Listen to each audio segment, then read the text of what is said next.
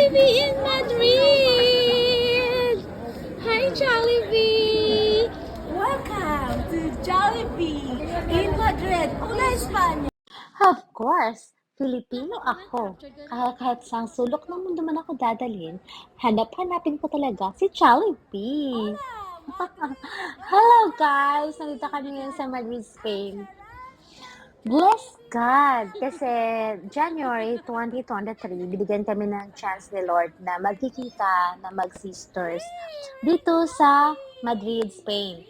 And out of curiosity, sabi namin, may Jollibee ba dito? Sabi ng kapatid ko, meron, syempre. At para makakita ka ng madaming Pilipino, ay punta ka ng Jollibee. Hanapin mo kung saan yung Jollibee.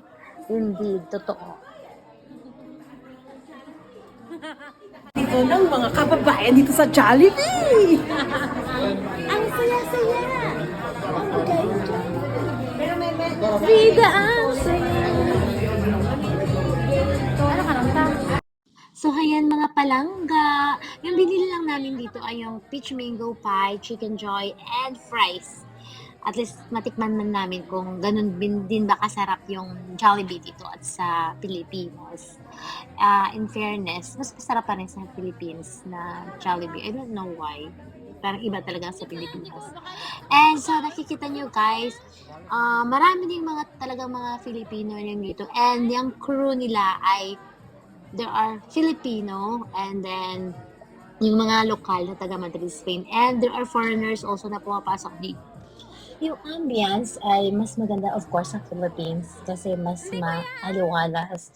Dito, naka-pattern talaga yung ambience nila. Sa kultura nila, isang building to, sa baba lang siya, pero maganda na din.